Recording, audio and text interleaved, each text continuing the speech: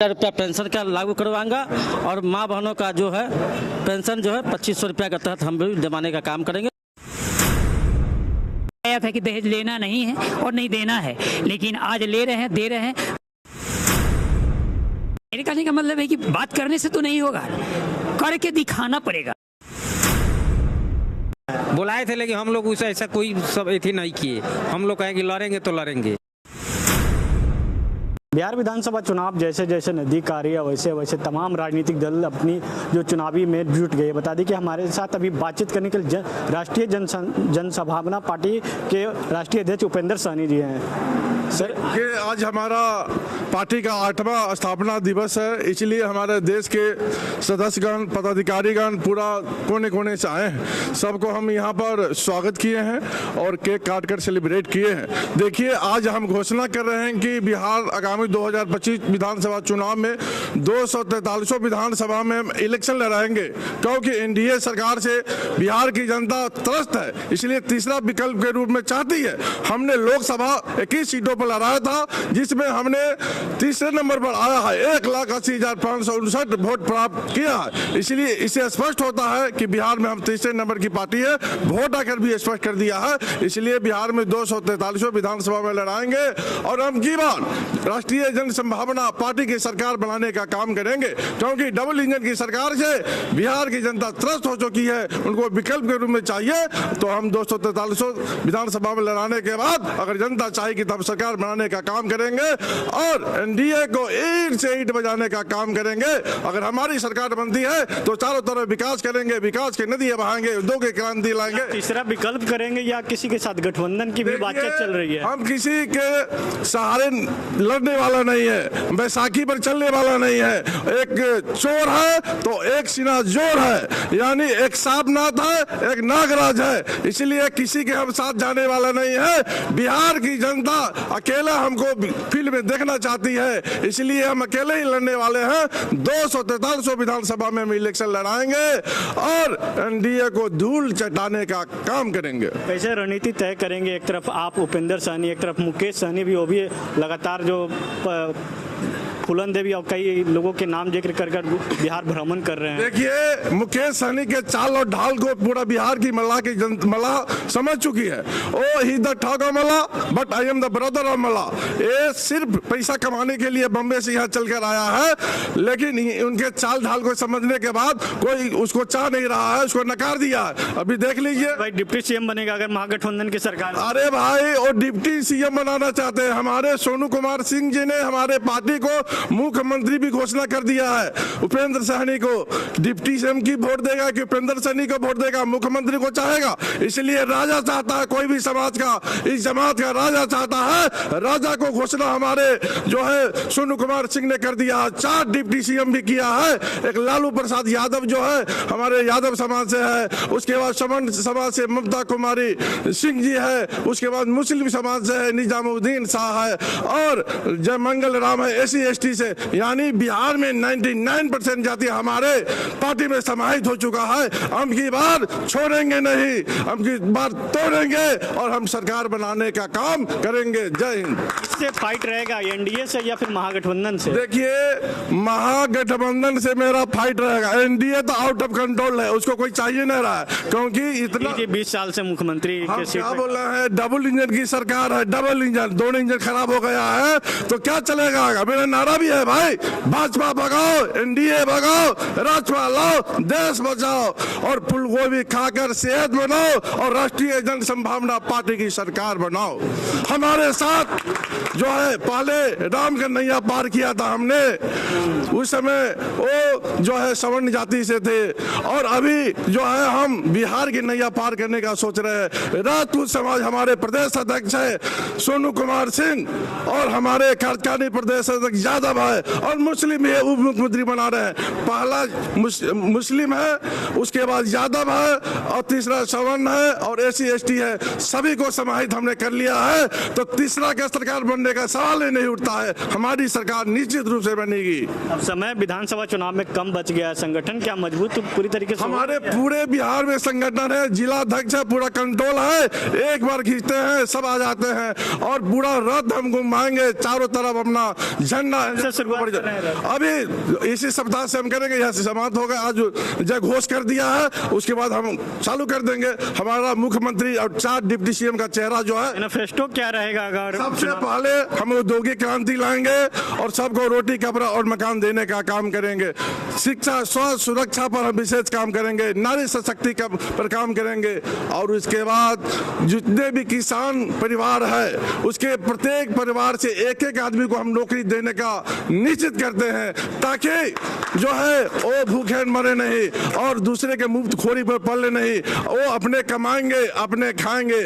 उसके बाद जो है पूरा विकास हम बिहार में करेंगे, यही मेरा मैनिफेस्टो रहेगा। इसी नीति के कारण हम पूरे बिहार में घूमेंगे। कांग्रेस जो है पलायन रोको यात्रा पर निकली हुई है। बिहार में के लोग खासकर जो दूसरे जगह जाकर पलायन करते हैं और दूसरे जगह रोजगार के लिए निर्भर रहती है। अगर आपकी पार्टी बनती है, अभी कुछ लोग भाषण दे रहे थे तो कह रहे थे कि 243 पर फैक्ट्री खोलेंगे, क्या किस तरीके से? देखिए 70 साल में जब कांग्रेस को पेट नहीं भरा, पूरा यहाँ लूट लिया, तब जनता उसको विश्वास करेगी। देखिए जो लूटा है जनता उसको नकार दिया, राजद ने लूटा है जनता उसको नकार दिया, अभी एनडीए लूट रहा है जनता उसको नकारेगी। अब की बार राष्ट्रीय जनसंभावना पार्टी के फ्रेश चेहरा को जिताने का काम करेगी और हमारी सरकार जरूर बनेगी। अच्छा सोनू जी, किस तरीके से युवाओं लोग आपके साथ जुड़ रहे हैं? क्योंकि युवाओं की बात एक तरफ तेजस्वी यादव करते हैं, चिराग पासवान जो एनडीए में शामिल हैं वो करते हैं युवाओं की बात, लोग सीएम के लिए भी कहते हैं कि चिराग पासवान या तेजस्वी यादव को लोग चाह रहे हैं। तो किस तरीके से युवाओं को किस तरीके से मोटिवेट कर रहे हैं? युवा लोग हमारे साथ जुड़ रहे हैं और बहुत तेज़ी रफ्तार में जुड़ रहे हैं। पहले से हमारे पास और कार्यकर्ता हमारा बूथ लेवल के कार्यकर्ता है हमारे साथ जो आज कार्यकर्ता हैं बूथ लेवल के हैं। और जितने युवा हैं हम सबको कहेंगे आप लोग मेरे साथ आइए और हमारे उपेंद्र सहनी जी को हम लोग मुख्यमंत्री बनाएं और इनके नेतृत्व में हम लोग पूरा बिहार को हर क्षेत्र में वो सारे किसान को रोजगार देने का काम करें। जो किसान क्या है कि यहाँ पे अन्न उपजा रहा है, अभी देखिए गोभी का भाव 1 रुपये किलो हो गया था। अभी बताइए कि जितने किसान लोग जो रोपे हुए हैं बोए, जिनका वो ये है सारा खत्म हो गया, जो भी पैसा लगाए उनका पैसा बर्बाद हो गया। उनके घर के 2 लड़के बाहर रहते हैं तो वो कहीं हेल्परी करते हैं, उन फैक्ट्री बंद हो गई, जब फैक्ट्री से भगा दिया जाता है हमारे बिहारियों को, जितने हमारे युवा लोग हैं सबको भगा दिया जाता है, युवा लोगों को वहाँ से भगा दिया जाता है। बोला जाता है कि नहीं हमारे राज्य में, जैसे आपको बम्बे से हुआ था, आपके ये जहाँ से हमारे प्रधानमंत्री आते हैं वहाँ से हुआ था, तो हम क्यों भागें और क्यों करें? इसलिए हमारी सरकार अगर आती है तो हम लोग यहाँ पे इंडस्ट्री डालेंगे। 243 सीट पर आप लोग प्रत्याशी उतारने की बात कर रहे हैं, सबसे ज़्यादा उसमें अभी बिहार के जो मुख्यमंत्री हैं वो आधी आबादी महिलाओं की भागीदारी करते हैं कि महिला को हमने आरक्षण दिया। तो क्या महिलाओं का ध्यान रखते हुए भी आप लोग की रणनीति है कि हमारे साथ जितने लोग हैं उसमें 40% महिला को हम लोग टिकट देने जा रहे हैं, 40% महिला को टिकट देंगे और बाकी और आदमी को हम लोग टिकट देने का काम करेंगे। ममता जी अभी से डिप्टी सीएम के आपके नाम की घोषणा हो गई, किस तरीके से महिलाओं के साथ रही हैं? नीतीश जी महिलाओं की बात करते हैं लेकिन अब तो महिलाओं को बात तो जरूर करते हैं लेकिन कोई धरातल पे नहीं करते हैं। मैं सबसे पहले अपने बिहार वासियों को कहना चाहती हूँ, हमारे जितने भी ब्लॉक से लेकर जिला तक जो भी काम होती है भ्रष्टाचारी ही होती है। कहीं भी जाइए, कोई भी कोना में जाइए, वहाँ बिना घूस के कोई काम होगा ही नहीं। सबसे पहले तो इसको जड़ से हटाना है। और रह गई बात रोजी रोजगार की, तो रोजी रोजगार हमारे बिहार में इतना कम है, एक घर से 1-2 आदमी ही रहता है यहाँ, सब प्रदेश में जाता है कमाने। और उसके साथ ही इतना बेसलूकी होता है अदर राज्य में, उसको देखते हुए मुझे इतना रोना ही आता है। मैं हर राज्य में जाती हूँ, हर जगह देखती हूँ, हमारे बिहार के साथ बहुत ही बेसलूकी किया जाता है बिहारी भाइयों के साथ। तो सबसे पहले तो रोजी रोजगार हमारे बिहार में लाना सबसे पहले ज़रूरी है। महिलाओं के लिए खासकर क्या होगा? महिलाओं के बीच में जा रही होंगे आप, तो महिलाओं के हाव भाव जान रही होंगे, क्या कमी दिख रही है? हमारी महिलाओं के हर जगह पर ताड़ना किया जाता है। आज भी तिलक दहेज लेने के बावजूद भी न जाने बहुत हर जगह बेसलूकी किया जाता है। और रह गई बात जो गरीब है उसका तो शादी नहीं होगा। तिलक दहेज के सबसे पहले मैं तिलक दहेज को बंद करवाऊंगी। और दूसरी बात रह गई, हमारे बिहार के भाई बाहर में प्रदेश में जाकर रह रहे हैं, कमा रहे हैं, यहाँ मैं रोजी रोटी लाने के काम करूँगी और जितने भी जिला से लेकर ब्लॉक स्तर तक घूसखोरी दलाली जो भी कुछ हो रहा है उसको खत्म जड़ से करूँगी, यही मेरी वादा है। दिव्यांग हैं, डिप्टी सीएम के नाम की घोषणा आपकी हो गई, किस तरीके से दिव्यांगों को साधेंगे भाई पार्टी में आने के लिए कि लोग आएँ और उपेंद्र सहनी जी को? सबसे पहले सर्वप्रथम आपका चैनल का धन्यवाद देता हूं जो इस लायक आप समझे और पार्टी के हमारा मनोबल बढ़ा रहे आगे में। मैं आपका चैनल के माध्यम से जो भी दर्शक देख रहे हैं उनको भी धन्यवाद देता हूं। और जहां तक हमारी पार्टी जो घोषणाएं की है, जो राष्ट्रीय जनभावना पार्टी एक ऐसी पार्टी जो बिहार के अंदर में उभरी है, जो तीसरी विकल्प के रूप में आए हैं, जो हमारी अगर पार्टी बिहार के अंदर में सरकार बनती है तो सबसे पहले जो हमारे दिव्यांग भाई दर दर की ठोकर खा रहे हैं, 400 रुपया पेंशन भीख के तहत मिल रहे हैं, उससे पहले सरकार हमारी बनती है तो उनको लागू मैं करवाऊंगा। पेंशन बढ़वाऊंगा और हर दिव्यांगों को रोजगार देने का काम करूंगा। और हमारे जो कौम के लोग हैं उनको मैं पुनः इस पार्टी से जोड़ करके और पुनः सरकार बिहार के अंदर बनाने का काम करूंगा। पेंशन कितना होगा? अभी तो 400 रुपया मिलता है कह रहे हैं, एक तरफ तेजस्वी यादव कह रहे हैं कि भाई हम 1500 रुपया देंगे, तो ये कितना? देखिए, इस तेजस्वी यादव जी कह रहे हैं माई बहन योजना 1500 2500 योजना बना रहे हैं, लेकिन हमारी पार्टी बनते हैं तो दिव्यांगों का 4000 रुपया पेंशन का लागू करवाऊंगा और माँ बहनों का जो है पेंशन जो है 2500 रुपया के तहत हम भी जमाने का काम करेंगे, लेकिन सबसे पहले दिव्यांगों भाई के लिए मैं काम करूंगा। चलिए, डिप्टी सीएम के नाम की आपकी घोषणा हो गई, लेकिन एक कहिए कि अभी जो बिहार में जो दोनों दल है, क्षेत्रीय दल, चाहे जेडीयू हो चाहे आरजेडी, दोनों मुस्लिम की बात करते हैं कि भाई हमने मुसलमानों के लिए ये किया, लेकिन वो धरातल स्तर पर देखने को नहीं मिलता। कब्रिस्तान की घेराबंदी हो, जैसे कई मुद्दे हैं अभी विधानसभा में बिछाए हुए। तो अगर आप लोग की सरकार बनती तो किस तरीके से? मेरी सरकार पार्टी बने, मेरी पार्टी बनने के अलावा सबसे पहला बात कब्रिस्तान जो मेरे मुस्लिम संस्था से आता है उसको जो है कि क्लियर किया जाएगा, कब्रिस्तान घेराबंदी किया जाएगा। और जो दहेज आज के सरकार में जो दहेज, चाहे वो हिंदू हो या मुस्लिम हो, सारे पर दहेज मेरे सरकार प्रतिबंध लगाया था कि दहेज लेना नहीं है और नहीं देना है, लेकिन आज ले रहे हैं, दे रहे हैं। जो मेरे सरकार को पता चलता है फिर उस पर कोई कानूनी कार्रवाई नहीं करते हैं, मुझे ये पता है। मैं ये पूरे बिहार में घूमता हूँ और मैं घर जोड़ा का काम भी करता हूँ, मीडिएटर का काम, यानी शादी विवाह वाला हर एक जाति में। तो मुझे पता है कि दहेज बिन गरीबों का शादी नहीं हो पाता है, गरीब भूखा मर जाता है और वह बच्ची आत्महत्या कर लेती है, मेरी सरकार वहाँ सुनवाई नहीं लेता। और शादी के बाद अगर दहेज प्रथा के लिए अगर कोई उसका नहीं मिलता है पैसा और उसके गार्जियनशिप से कुछ पता होता है, सीधे उस लड़की को फांसी पे लटका दिया जाता है, जहर दे दिया जाता है, यानी उसको मृत्यु के हद तक पहुंचा दिया जाता है। इसलिए मैं कह रहा हूं कि मेरा सरकार बनेगा तो ये सब पर बंदिश लगेगा और ये सब पूरे सहमत के साथ दिया जाएगा। धन्यवाद। खासकर मुसलमानों के लिए क्या होगा? जो अभी देखते हैं असदुद्दीन ओवैसी जी के पार्टी से एक विधायक और लगातार विधानसभा में आवाज़ भी उठाते हैं, लेकिन कुछ होती नहीं है, उनकी संख्या बल कम है। लेकिन दोनों सरकार, दोनों जो अभी विपक्ष में आरजेडी है चाहे सत्ता में जेडीयू है, वो भी मुसलमानों की बात करते हैं, लेकिन कुछ होता नहीं है। मेरे कहने का मतलब है कि बात करने से तो नहीं होगा, करके दिखाना पड़ेगा।